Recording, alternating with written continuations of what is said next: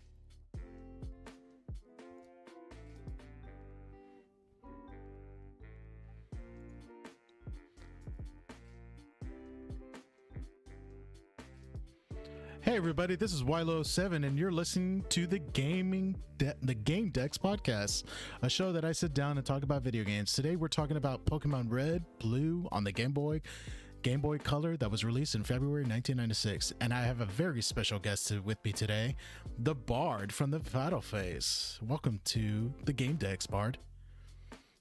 Hey, what's up? Glad that you can take time of your busy schedule to get on the podcast with me, man. Oh yeah, no problem. All right. So as you guys can basically tell, we're talking Pokemon Red and Blue. And man, dude, how old were you whenever this game came out? I don't remember. I'm gonna say probably like about 10 years old. So roughly the Pokemon trainer age. Basically, right? Once you're just at that legal age to start the journey, you know? Yeah. Like I don't remember precisely how old I was in 1990, whatever. But I do remember that I took a chance on it because at the time, you know how I am, that whenever people jump on a bandwagon, I don't want to be a part of that. Yeah. Like I get like really like annoyed, whenever people keep telling me, you should try this, you should try that. It's so good. And I'm just kind of like, like I'll get to it. And in all fairness to myself, I do eventually get to it every time. Yeah. It never fails. Like for example, one of the examples that we were talking about off air was that I put off getting into One Piece forever because everyone was like, it's so good, you should see it. I was like, I'll get to it. And I did, and I love it. And with Pokemon, it was kind of the same thing, because when it exploded onto the scene, dude, it was everywhere. And I was like, I don't want to be like part of the crowd. Yeah. But at the time, like my dad was kind of like doing this thing where he bought and flipped cars, right?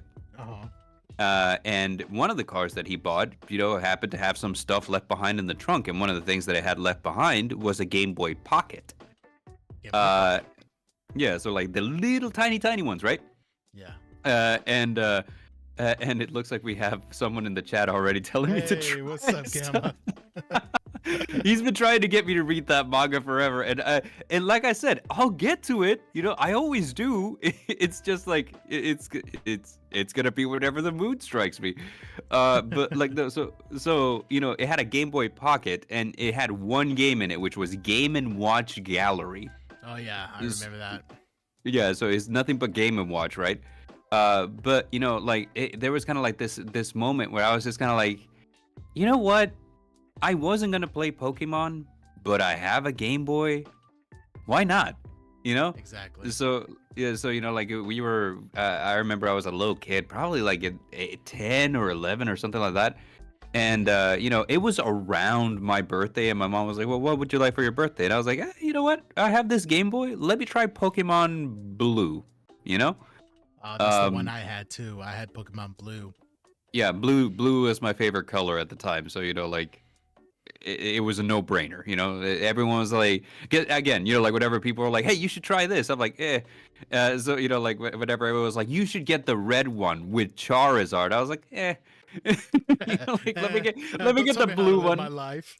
Yeah, don't tell me how to live my life. So I ended up getting Pokemon Blue, and What's up, I Dare? get Thank you for joining the podcast, my friend. yeah, Derringer is here, yes.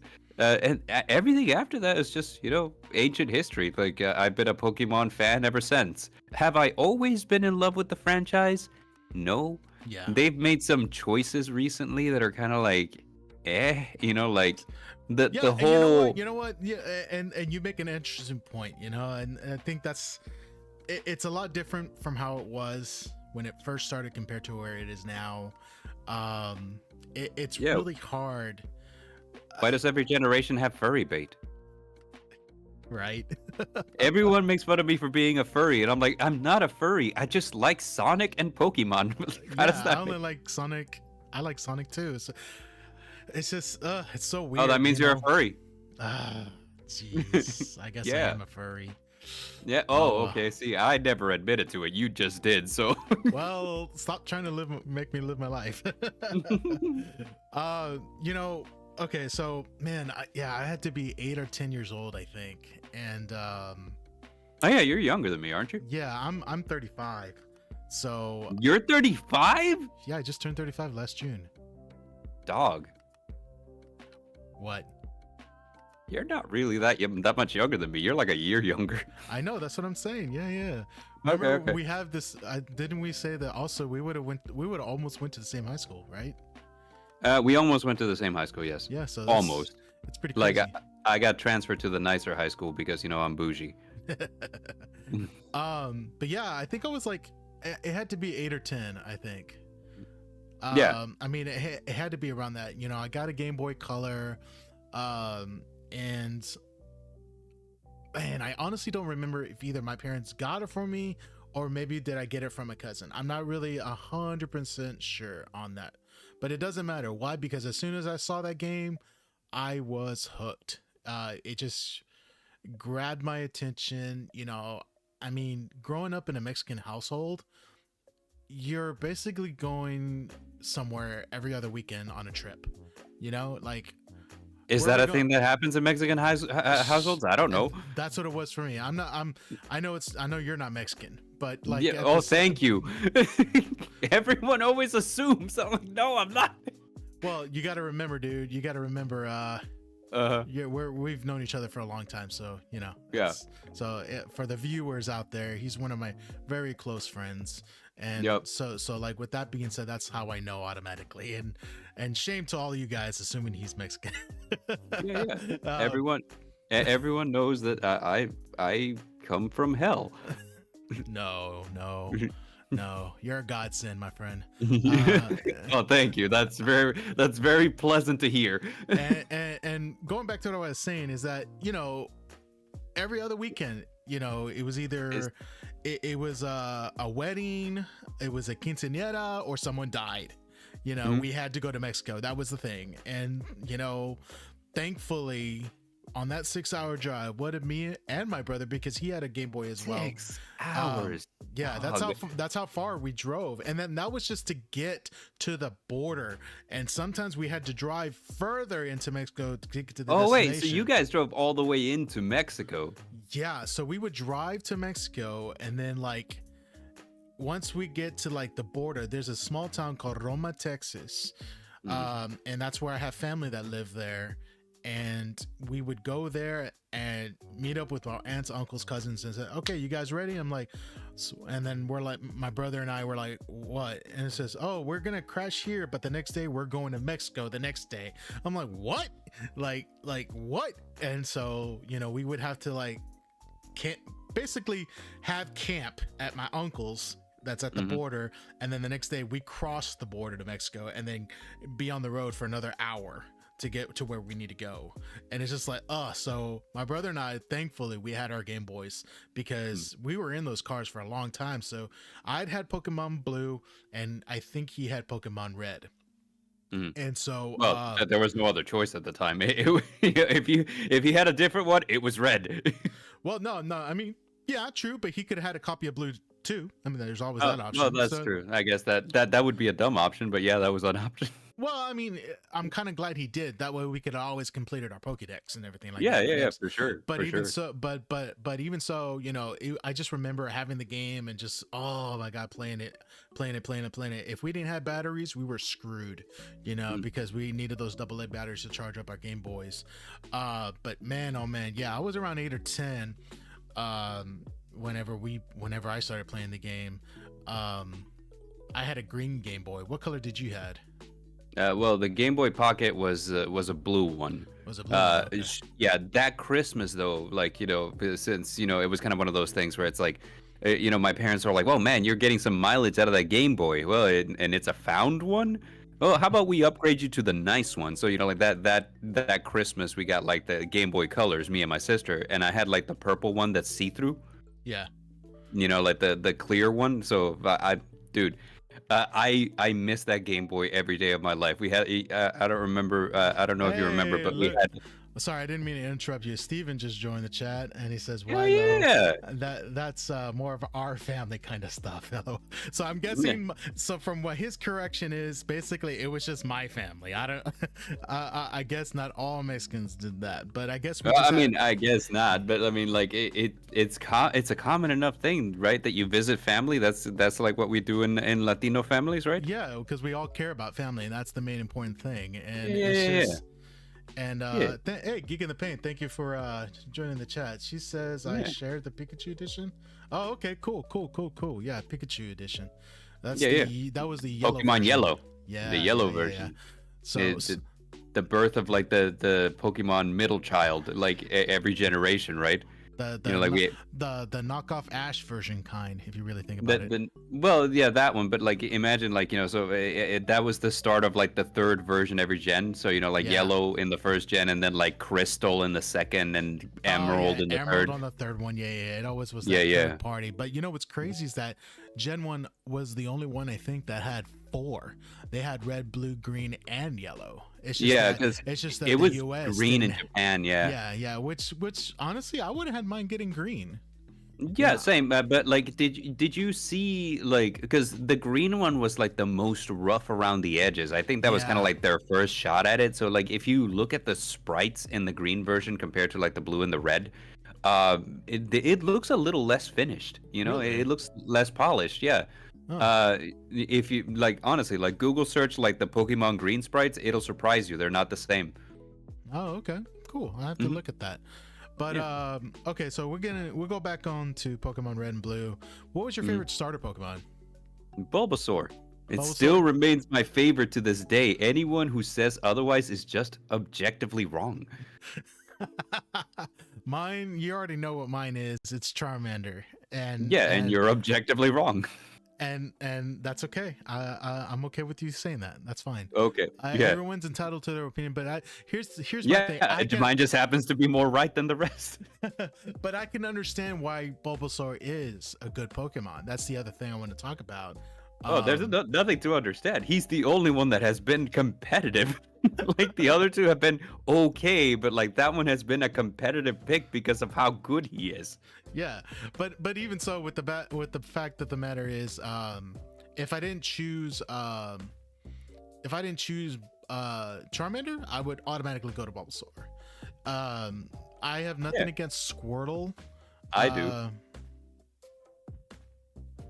I don't. I'm just kidding. I'm just being aggressive. well, okay. So basically, I mean, I don't know how to say this right without offending anybody. But someone's gonna get offended by this.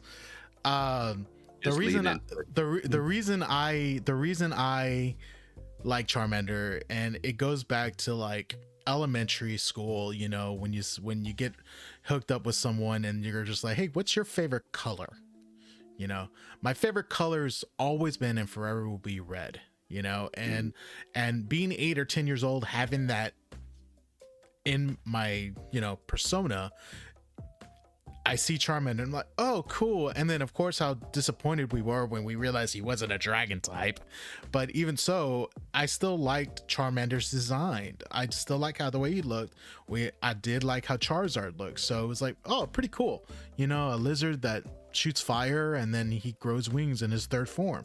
And hell, even Bulbasaur looks pretty awesome too. He gets turned into Dinosaur a big frog. right? Dinosaur frog. That's a good one in my opinion. Dinosaur. So it's just like it, you know, I think they've aged well at how they looked now. So I mean, yeah, that's why that's what I think. But yeah, Charmander I feel is like my a lot favorite. of like this might be kind of like a hot take, but like I honestly feel like there's just no way to kind of avoid this. This is just, it is what it is. Yeah. But Pokemon designs from back in the day compared to now look a lot more basic. And I think the reason for that is because it was the first gen, you know? Yeah. Like there was no need to add extra frills, extra this, extra that. You know, like it's, you know, you got dinosaur frog, mutant turtle, and fire breathing lizard. You know, like it's simple. Yeah, it's But very simple. you look at things today, like for example, like if we look at the most recent generation, look at Quackaball. Holy crap. What the hell am I looking at? You know, like look at all the yeah, look at all the design elements that go into Quackaball. Yeah. Look at Skeledirge. Like there is nothing simple about Skeledirge. There's so many different design elements, and yeah, I think the most basic one is definitely Meowscarada, yeah. and that one's furry bait. So I mean, I don't know what to tell you. Yeah, that's true. That's true. I mean, yeah, it may have been the first one, and it may be basic, but I mean, still, I think it's aged well. You know what I mean? Because I can replay. He says, Steven just said, "Love my boy Fue Coco." Yeah, Fue Coco is absolutely adorable. And oh yeah, anyone And you know what's crazy? When I first saw the leak of Scarlet and Violet, I know we're getting a little off topic of Blue and Red, but when Scarlet and Violet came on, I was having high hopes for Quaxley. I was hoping it was going to be good. I was going to name him Darkwing. I was going to name him Darkwing Duck. You know, and which one of us would have expected that it was Shakira the Pokemon? Honestly, like You're the first person I hear that said that. So I mean, oh my god, that's no, crazy. I mean honestly, like look at it.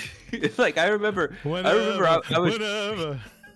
I think I showed it to Dare. I think I showed it to Derringer. Whenever like we were chatting one time, I was like, look, check this out. This is a new one, and he's like, why does it look like? I was like, yeah. And my wife was showing me like a TikTok thing where like a guy was live streaming his playthrough of what do you call it, Scarlet and Violet. And whenever his Quaxley evolved all the way into Quackaball, he's all like, why does it have such a dump truck? And it's just like, yeah, he kind of does. I wish you hadn't pointed that out, but yeah, now it's out there. It does. Oh man. So I think out of the latest generation, what's it called? Fue Coco absolutely had the most killer evolution line. Just the middle one, middle one's kind of like he's a ghost crocodile. You know, it's yeah. Oh man, I love here's him. Here's something that you probably didn't know, but it's a piece of trivia that I ran across. But the reason that the colors were chosen as Scarlet and Violet is because those are different shades of red and blue. They were supposed to be the start to a brand new age of Pokemon. And it just sucks so bad that they tripped so hard over the starting line. Wow. I'm just like, God, dude, like if this is what you meant to start a new age, please polish the game. Why is it so crap on launch, dude? I'm like, it was. I mean, I'm surprised that I got hooked still. Mm-hmm.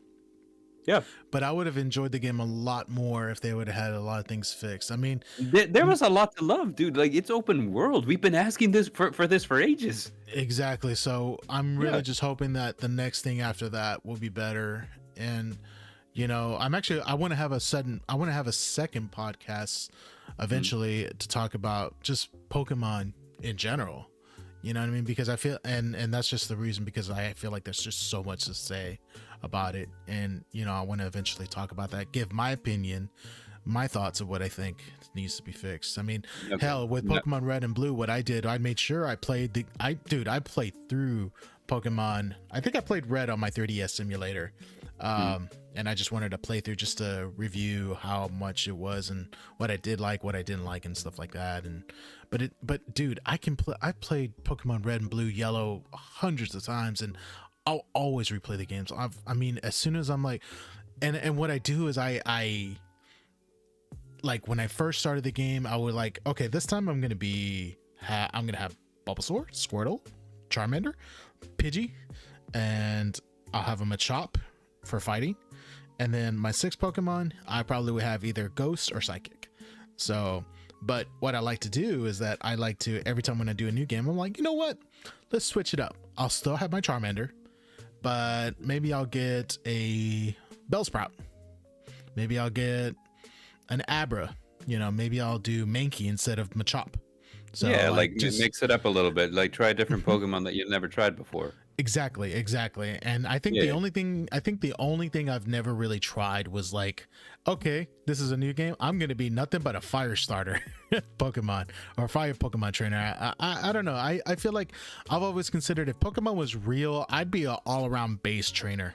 You know, that's how I would be. Nah, bug catcher all the way. Kakuna, use Harden. Yeah, exactly. Give me another Harden. I'd be that guy like that's got like an entire team of nothing but Metapods and Kakunas, and then like at the end it's like, wow, you sure beat me. And then like whenever I go home, like my parents are like, okay, please make something of yourself because this Pokemon thing isn't working out for you. I just won 50 Poké-Dollars.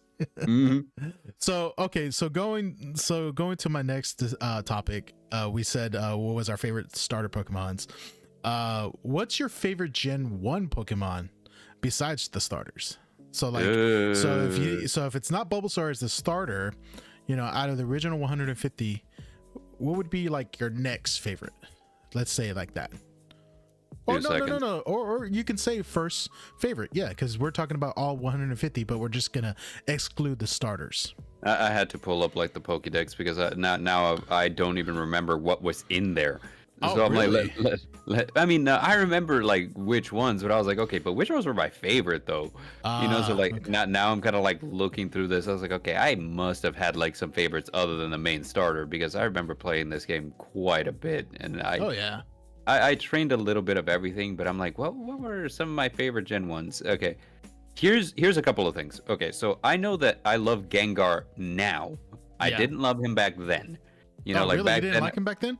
It's not that I didn't like him. It's just that, you know, fun fact, I had no friends. So I had no way of trading to get a Gengar. Well, no, back then, you know, like I was saying, like back then I had no friends to trade with to get a Gengar. So I was just kind of like, okay, well, I guess I don't have Gengar then.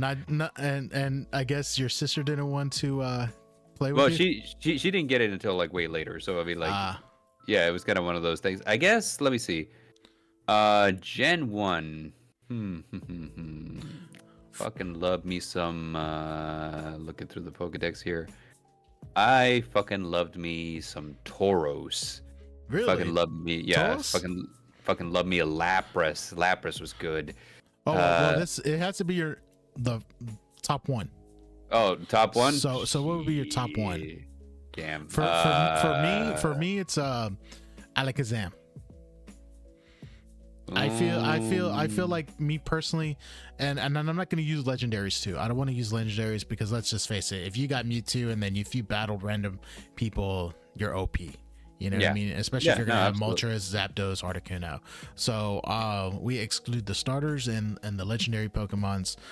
For me, I'd say definitely Alakazam because, you know, he's got Reflect, he's got Psybeam, he's got Psychic he can learn, he's got Recover he can learn. So it's just like, I think the way they're built, especially back in the day, as much as Lance from the Elite Four, like say dragons are super strong, and I'm like, man, my Alakazam can kick your butt, like seriously. Yeah, you know the thing is, like, you got to remember that that Psychic was unbalanced in Gen 1 because there was no counter to it, and the special and physical attack split hadn't happened. Yep. So because of that, I think it was kind of like a mix between like attack and speed, and Yeah. Alakazam had insane speed. Oh hell So yeah. he was just unmatched, you know. So like it was really easy for Alakazam to just fuck up a trainer's day, right? Oh yeah. Oh yeah. Speaking, I guess Golduck. Golduck. Okay. Yeah, I like Golduck pretty all right. Golduck. Yeah. All right.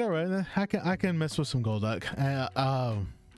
And if we're going for a little bit more, then yeah, Lapras. I like Lapras. I never really cared for Hitmonchan and Hitmonleague as much because I feel like Machamp is better. I liked Hitmonlee. Hitmonlee was on my team for a while. Every time when I see or get reminded of Hitmonlee, I remember that episode from Pokemon when Team Rocket had a Hitmonlee and just kick, just keep kicking, and I'm just like, what? That's how you do it. Just keep kicking. Yeah. So Bard, who's your favorite gym leader? From Generation 1? Yep. Shoot.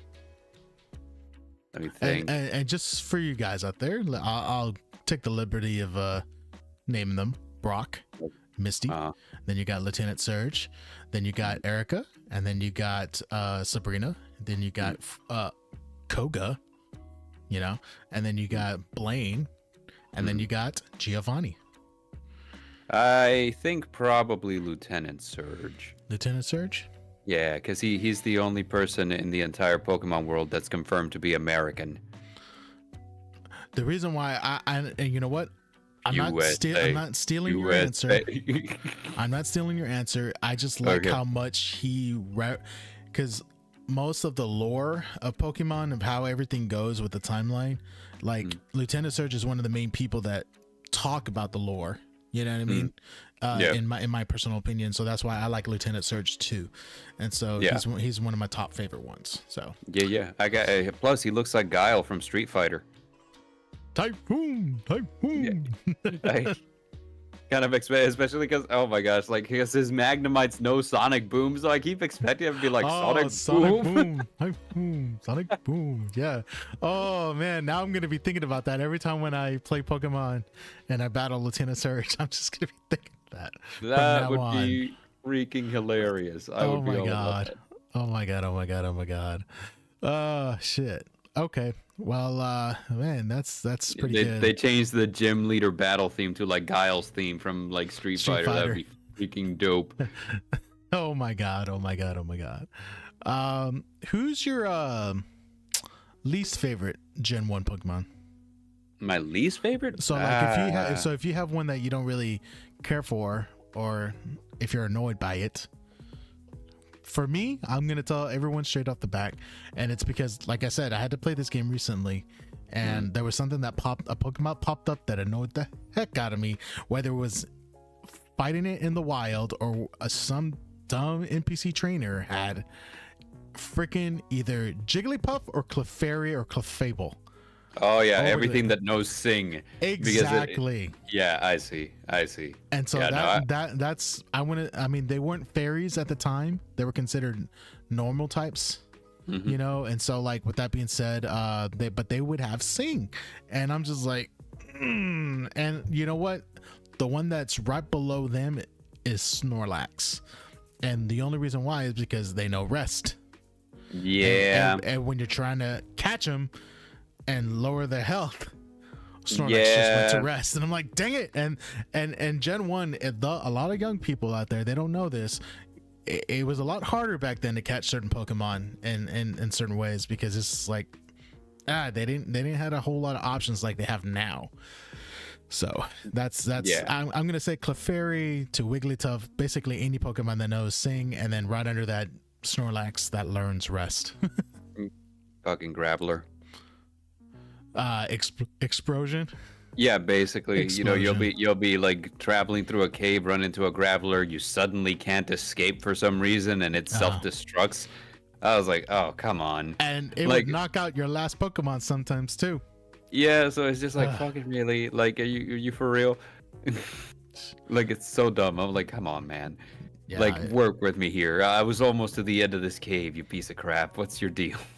Exactly. or anything that knows bind or constrict. Like Oh yeah, fucking because bind would like stop you from attacking. You couldn't. yeah. The person who would attack couldn't, or was getting attacked, couldn't attack until they were done. And it's Yeah. just like, so glad that in Generation 2 that they fix it to where it's just like, oh, they're hurt by bind, but they can still attack. So Yeah, so it was usually like Onyx or like Ekans Arbok, whatever, Yeah. but like, yeah, if it knows bind or constrict, I was like, okay, what the fuck? exactly, I hate this. hate it. Mhm. Oh man. Wow, I don't know if there's anything left we could talk about with Pokemon. I mean, we've gone to basically, how old we were, to our favorite starter Pokemon, favorite Gen 1 Pokemon, to the leaders, and so Bard, why do you like these games? Yeah, it's like a product of my time, baby. It's like kind of like one of those things that like, hey, every generation gets like that one thing that like, hey, this thing will just scoop up like your entire generation and it'll capture everyone. Because like, here's the thing, even if people weren't playing Pokemon games, they were collecting the cards, they were watching for the sure. show. Like they knew which Pokemon were Pokemon. Like I remember there was like. There was one time when we were at school and we were discussing like, oh, different Pokemon, and like this one girl who was overhearing our conversation, she's like, oh, I like these and that. I was like, why? They're not good in battle. And she's like, Pokemon battle? She didn't even know they battled. She just she just knew that they were cute. So it's like, Exactly. yeah, like it's a very it's like catching lightning in a bottle. How do I even put this? It's like it's crafted so that they're cool enough so that it attracts the attention of those who are like, oh yeah, man, gotta battle the Pokemon, gotta collect the cool ones. But Yeah. they're cute enough so that people that are attracted to the cuteness factor are just like, I just love having them. Yeah. So like there's all of that, and it's just like so perfectly crafted, and it's basically fulfills like all of like the childhood like drive to like go and explore and like get into trouble, and like you basically with the same idea of like these animals that are with you, they're like your pets, but they also like protect you.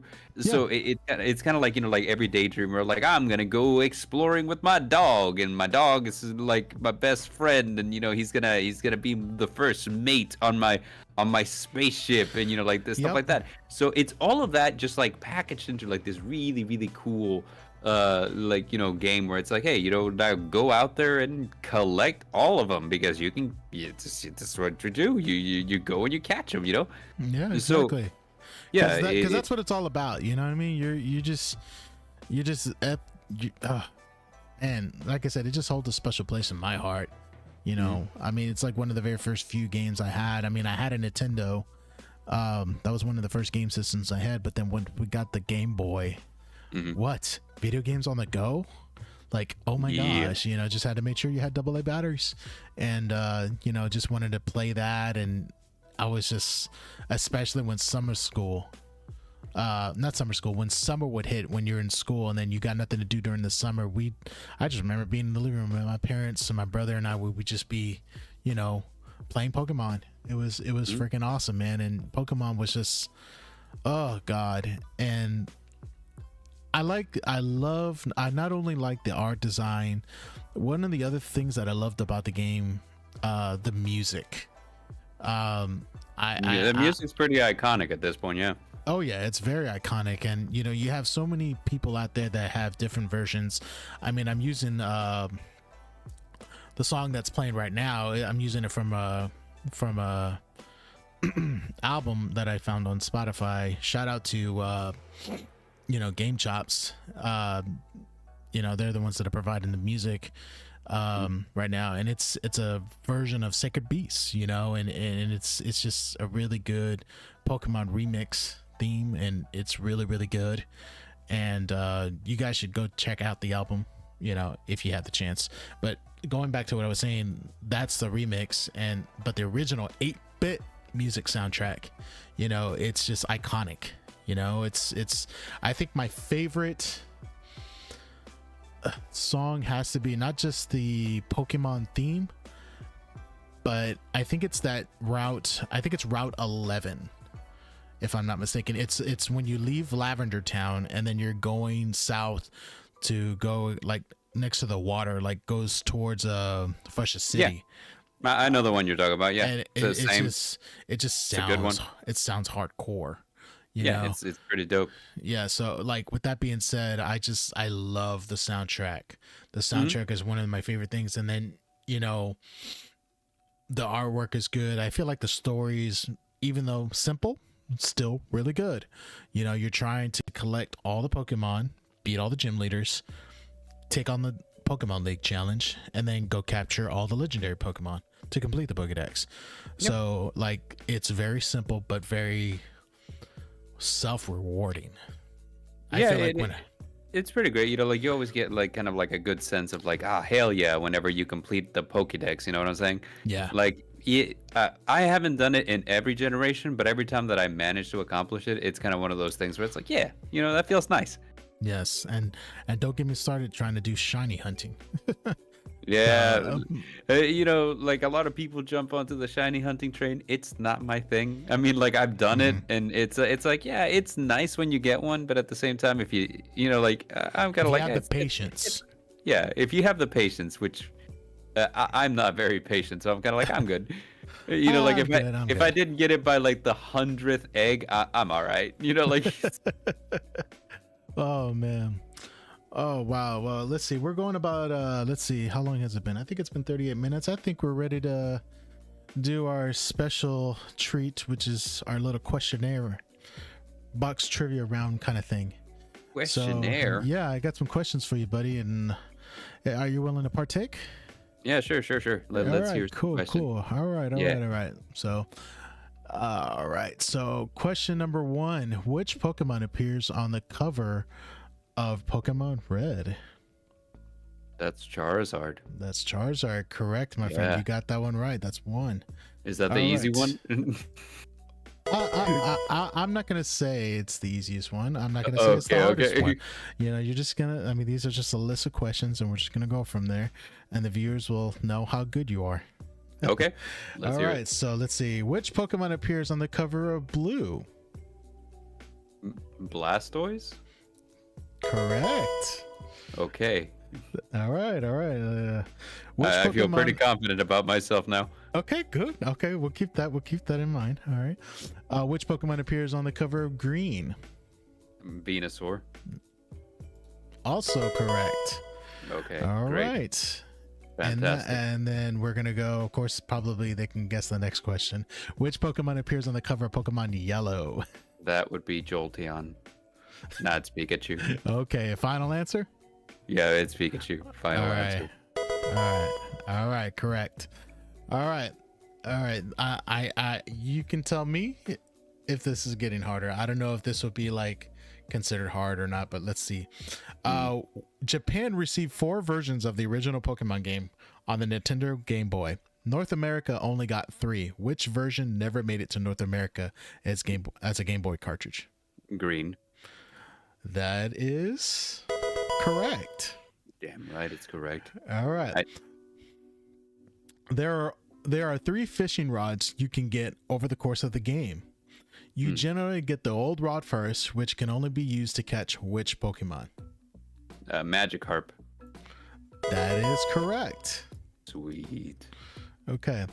A significant factor overcoming the disappointment initial sales figures was a mythical 151 first, or I don't know how I'm saying it, Pokemon that became the subject of much rumor and speculation until its existence was officially confirmed in 1996.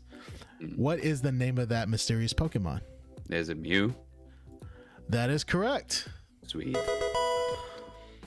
In 2006, a contestant of American Idol attempted to nerd charm his way past the judges by singing which Pokemon's infamous song? Was it Jigglypuff? That was correct. Okay, sweet. Fucking yeah. I was like, what are we talking about? Like, they tried to sing a song that a Pokemon sings? I was like, which one sings? I was like, oh, Jigglypuff. After 6 long years of development, Pokemon, then called Pokemonsters, was released in Japan. At what position in Famitsu Magazine's top 30 sales chart did Pokemon debut? Okay, this one is hard because I don't know this. I'm gonna say it debuted at position. Well, here's the thing. You've been actually, ever since I've been asking the questions, I've not given like your selective answers to choose. So here are the answers, and you choose which one you think it is. Okay. So is it 1? Is it 30? Or is it 3? And these are all positions of when it landed on. Let's say 3. Ooh, that is correct. Oh, fucking yeah. Like, Yeah, all right. Non-believers. So I'm also going to start answering the answers too, or like saying the answers so that way you can get an idea. Okay. In the opening scenes of Pokemon Red and Blue in North America, the main characters has which video game system in his room? Is it a Game Boy, a Nintendo 64, or a Super Nintendo? It's a Super Nintendo. That is correct. Hell yeah. I know what I'm talking about. One character you meet in your travels is trapped in the body of a Pokemon. What is the name of this character? Is it Bob? Bill. Oh, so you already knew that. So Yeah. the answer is Bill. That is correct. Fuck yeah. There are many vehicles present in the game. Some you can use and some you can't. Which of the following does not appear in Pokemon Red and Blue? Is it a car, truck, or boat? Car. That is also correct. All right, guys. I think Bart is on a roll here. Damn He's doing right. he's doing a really good job, and I'm very, very impressed. Very impressed. You know it. So he must tell you about them. What were his exact words? Was it, "Hi, I like shorts. They're comfy and easy to wear.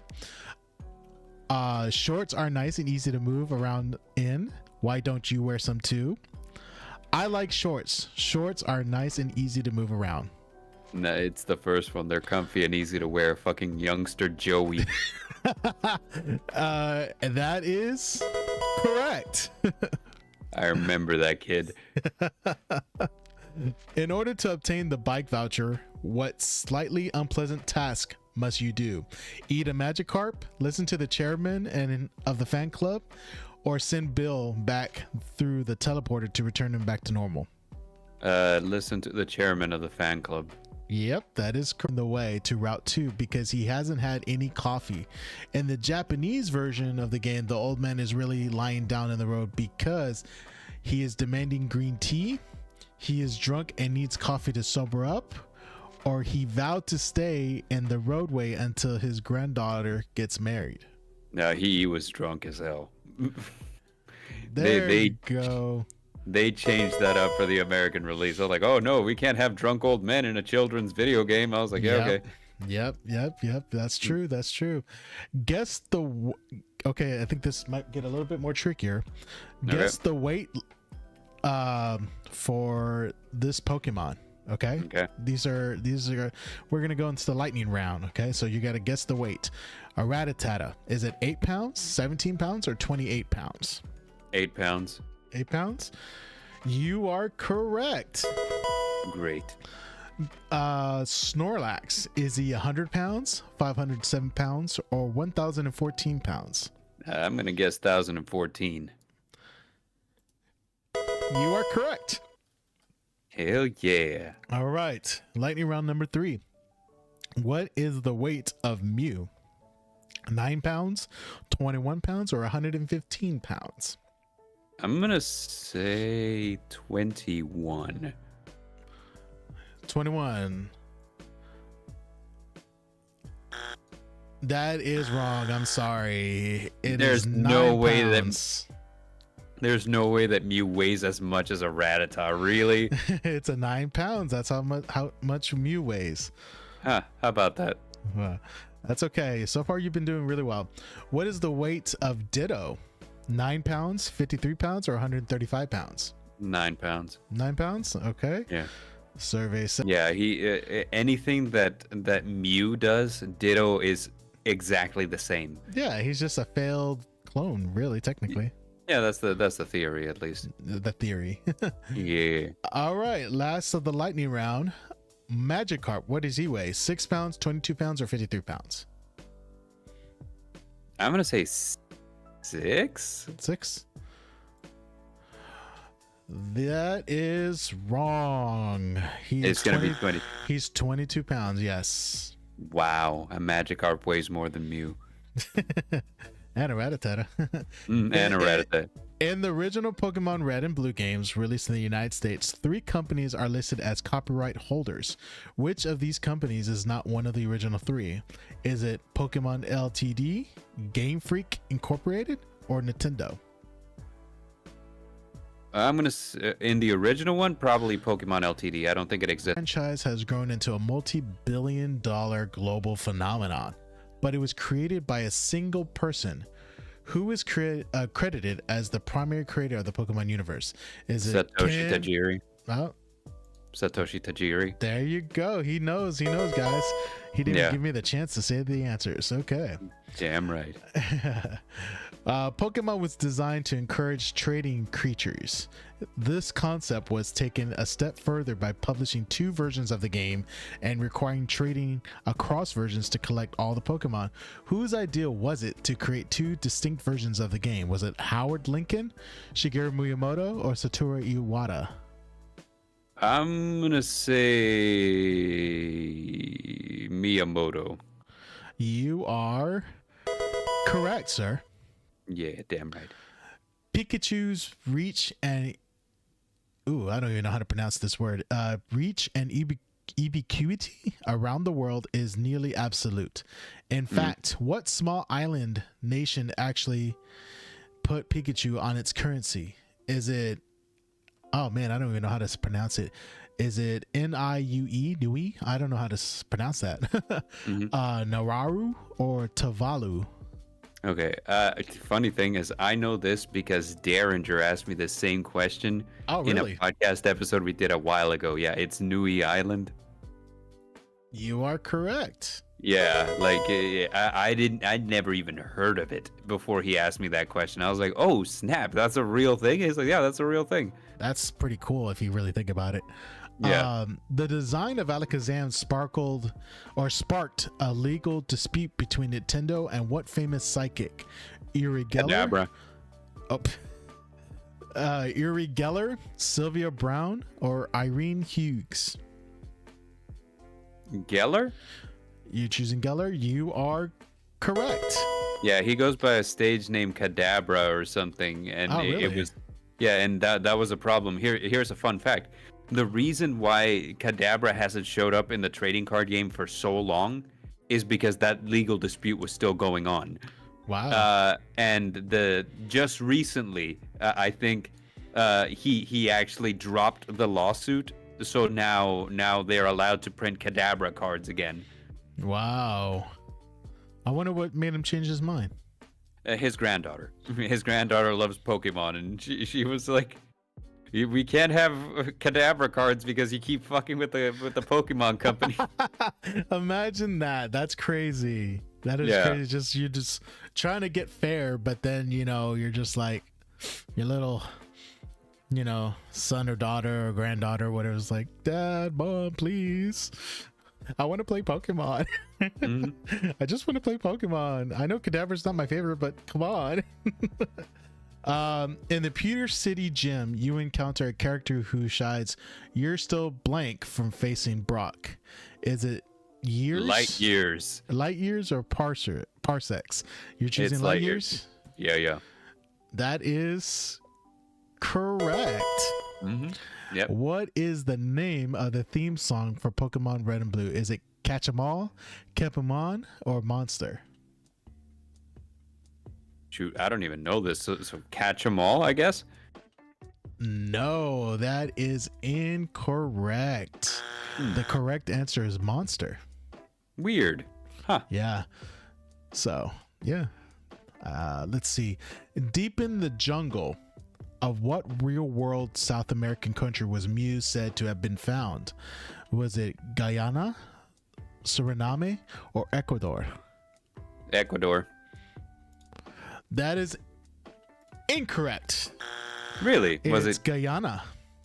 How weird. Okay. And the reason why, like, that's why one of the other reasons why I love the video games is, like, you know how they have so many different video games that, like, that have lore in the games. Mm-hmm. Like, you read a book or you read a transcript or something, and it tells you more backstory of the game of you're playing and stuff. So that's one of my other favorite things is, like, when you're in, like, the snap, what is that place in Cinnabar Island, that one mansion, the Birch Mansion or whatever. Yeah, there's books there that you read and they talk about Mew and Mewtwo. And that's one of the places where you find out where was Mew, like, you know, created. And I'm like, oh, it's just cool when they put in those little small details in there, you know. Yeah. So it's really, really cool. The Pewter's Museum of Science in Pewter City holds a space shuttle on display. Which space shuttle was in the museum? Discovery, Columbia, or the Enterprise?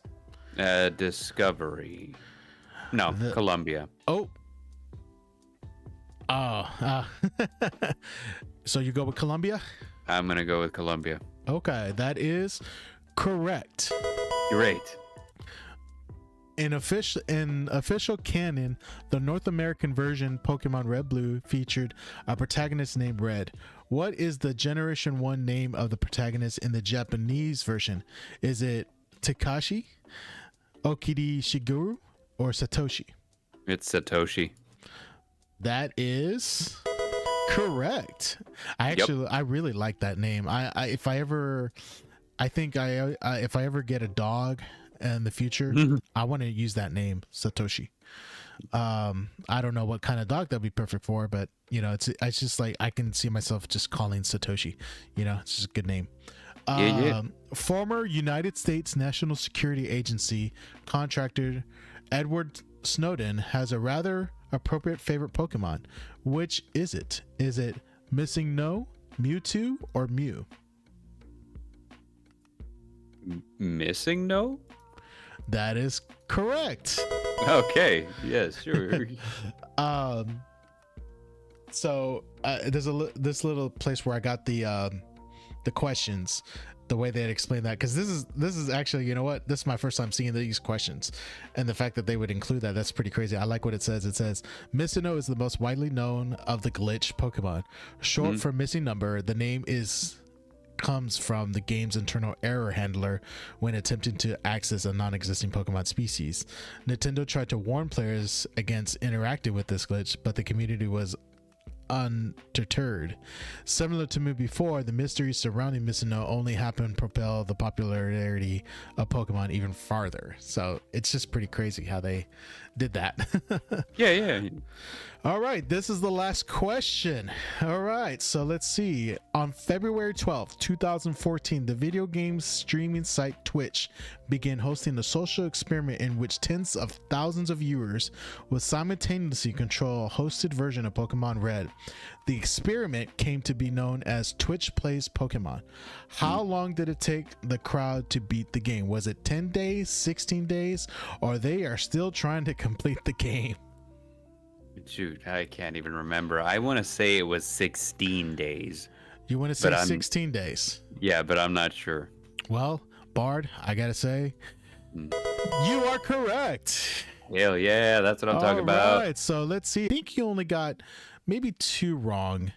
Just let me count up all the stuff real quick. So you'll see 1, 2. I think you mainly got the weight questions. Yeah. You were like, oh wait, actually there's let's see, 3. There's the one for the Guyana. Yeah, I didn't get that. And Colombia. Right. No, you got that one right. Right? Yeah, I swapped it at the last minute. Yeah, I wanted to say like Discovery first. You got 28 out of 32. No, that's not terrible. If I'm not mistaken, You know, I don't know if That's anybody else great. was paying attention to how many questions I answered or asked, but I think that was fairly good. Really, really good, man. Really, really good. I'm very impressed. I think I think even before we met, I want to say that I was into Pokemon, like hands down, but as I got older, you know, you get to meet a lot of interesting people along the way. And, you know, it's just like, shoot, how many people like video games? How many people, you know, like this stuff, you know? And it's just not just Pokemon. There's a lot of games around out there. And it's just like, I don't know. I just felt like the kind of person that was like, oh, video games are a waste of time. But it was because of video games that I met a lot of interesting friends, you know, because of that, you know, and then they would recommend me stuff, what to play, and I'm just like, wow, it's just so crazy. So Pokemon Red and Blue is just incredible. So this goes to my last thing of the podcast. What's your overall score of Pokemon Red and Blue, Green, Yellow, whichever generation title you want to call from Generation 1? What would you rate it 1 out of 10? Oh, well, just for the nostalgia factor, this is a solid 10. You know, like it wasn't perfect, but like, you know, like what's it called? Games back then rarely were. It had enough, like it had all the hype around it. It was a solid experience from start to finish. And it even had some decent replay value. You know, if you didn't mind overwriting your file, you know, you could get like a different playthrough every time you went through it, because you had an infinite combination of Pokemon that you could get. Yeah. So, you know, it's solid. Very solid. Very solid. And I think I'm going to have to highly agree with you, because when you said nostalgia, you know, I mean, that's the main thing that draws me back. Because like I said, I still have my Game Boy Color. It's a kind of a hassle to turn it on still, but it still works. But like I don't know how many 3DSs I have. I have so many, but I have like 2 of them that have, excuse me, I have 2 of them that are like, I have one that has Pokemon Yellow, Pokemon Crystal, Pokemon Gold, and then on my other 3DS it has Pokemon Red and Blue and Silver on there. You know, and then so like, at least if I want to start a new game on Crystal, I have my Silver copy on the other game, that if I want to transfer Pokemon, I have my Pokemon Yellow on one 3DS, but I have my Red and Blue on my other one, so if I want to trade Pokemon into that generation, right, you know, and stuff like that to like complete Pokédex. So and not to mention the benefit of the 3DS, it's wireless. You don't need the cords, you know, and so that makes it so much easier to trade and whatnot and everything like that. So, like as soon as it became wireless, it got so much easier to complete Pokédexes, dude, because I think the first time that I actually tried like wireless trading was in X and Y, if I remember correctly. I probably because that was whenever they had like the GTS, the global trade system. Well, yeah, but don't forget, you also had Pokemon Diamond, Platinum, and Pearl on the DS. So I don't remember. Yeah, but here's the thing: I never traded online with anyone during those generations. Yeah, the first time I did it was on X and Y. Oh, okay. Yeah. Because funny thing is, I played almost every generation except for Ruby and Sapphire, which is my favorite. Well, hold on. It's because I don't think when it came out, I didn't have a Game Boy Advance. I did. And so I got the Game Boy Advance later after Ruby and Sapphire came out. So I was like playing other games on the Advance at the time. But then after the DS came after the Game Boy Advance, and the DS was just amazing. And so and then DS came out with Diamond, Platinum, and Pearl, and I had Pokemon Platinum. So it's just like, you know, I didn't really enjoy Ruby and Sapphire until I played Omega Ruby and Alpha Sapphire. Like, honestly, Omega Ruby, Alpha Sapphire, I love those games. Those are really, really good remakes, and we'll have that discussion on another time. But yeah, like 10 out of 10, nostalgia, perfect. You know, I mean, it just hits hard. Yeah, I mean, like bonding with my brother, that was one of the main things, because we had that cord and we would hook it up to our Game Boys, and then we might have that one cousin that went to Mexico and he said, "Oh, I already got Mewtwo." And he's like, "Oh, can we trade it?" And he's like, "Yeah, just give me a Pidgey, I can get it again." And I'm like, "Oh," and so it's just like we did that, and it's just nostalgia. It's nostalgia, and it just you enjoy it and everything like that, and it's just so great, And you know how I am. I'm not a nostalgia person. Like me personally, I love to see things evolve over time. So like whenever we reach Sword and Shield, I thought like this is fantastic. Like this is exactly what Pokemon has been aiming towards since the first time. Like whenever we first had the wild area where you can wander around freely. I'm like, this is incredible. Yeah. I really wish Scarlet and Violet would have capitalized on it a lot better, but they didn't. Yep. It's fine. It's okay. Like, it's not terrible. I forgive you this once, Pokemon Company, Game Freak. Get it together, though. Yeah, but basically. So, like, what I'm trying to say, though, is I love to see things evolve over time. I like to have new features. I like to have new Pokemon. I like to have and I'm not even like married to the first generation ones. So like people who are like, oh yeah, but you remember Magnemite? Magnemite was dope. I'm like, yeah, that's fine. Like we have other Pokemon that do the same thing as Magnemite does now, and they're better. So like, so I'm not like married to anything of it. However, I do have to say that as a first entry, this was fucking lightning in a bottle. Like it was the perfect storm. And just like it just caught everyone up in the hype. Yeah, of course. So like whether you were into Pokemon or not, you knew what Pokemon were. So yeah, as a first entry, way to go. Kudos.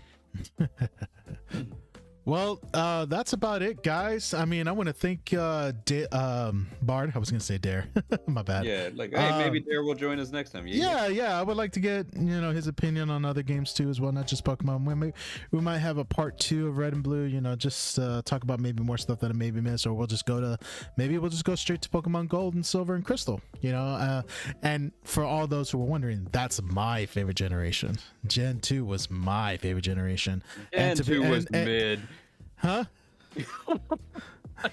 Okay, you say it's mid. Okay. But you know what? What I was going to say is that especially when we start talking about Ruby and Sapphire, I definitely would love for you to be on the show. Oh, okay, sure. Yeah, because I know that's fine. Because Ruby and Sapphire I know that's your was favorite. My favorite genre, and it still is to this day. It's very. There really is like. I can't picture a game that I enjoyed more than Ruby and Sapphire in the Pokemon series. I honestly cannot, and like that's not to say that I didn't like the other ones. I just like Ruby and Sapphire the best. I don't know why. Every gen hits every person differently. Hold on, I can pinpoint exactly why too. I can tell you exactly why. At first I was like, I don't know why, and then immediately it like hit me in the head. I was like, oh no, wait, yes I do know why. So like, yeah. Why that Gen 3 is your favorite? Yeah. Okay, then we'll give the viewers a little hoping for the next time, so that way they can be like, oh man, what is it, Bard? They want to know what it is, and so we'll make sure to save that for the next time we do this. Yeah, it's a secret. I'm not even gonna tell you next time. No, I'm just kidding. Yeah, like I'll say it if you invite me back, I guess. Of course. But I want to thank you, everyone. Thank you so much. This has been my very first podcast on the Gamedex here. I want to thank my special guest, the Bard, once again.